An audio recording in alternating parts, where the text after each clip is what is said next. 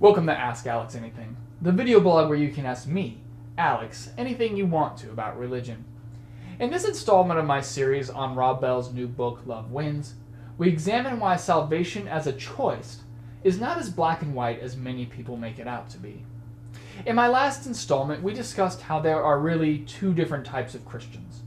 The ones who believe it's all on us, and the others who believe it's all on God. Those who think it's all on us believe that it's our decision whether or not we choose to believe in Jesus Christ. In other words, it's your choice whether your soul will go to heaven or hell. There's a verse in Paul's letter to the Romans that says, "If you confess with your lips that Jesus is Lord, and believe in your heart that God raised him from the dead, you will be saved."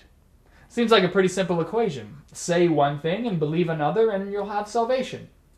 But as true as Paul's words are, this way of thinking about salvation cannot be the end-all of being saved, because it has a lot of problems.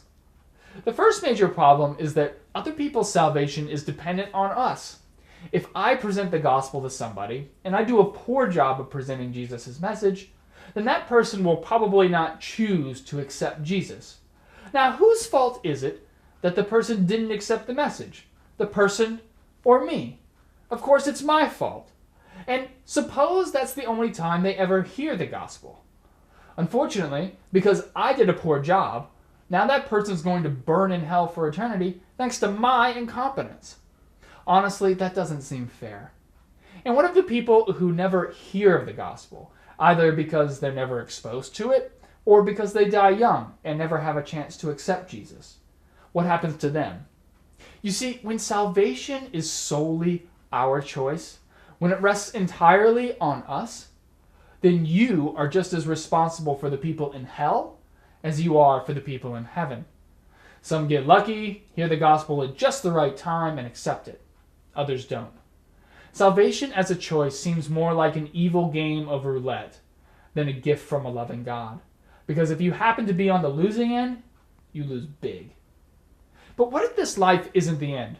What if salvation wasn't dependent on you hearing the right message at the right time?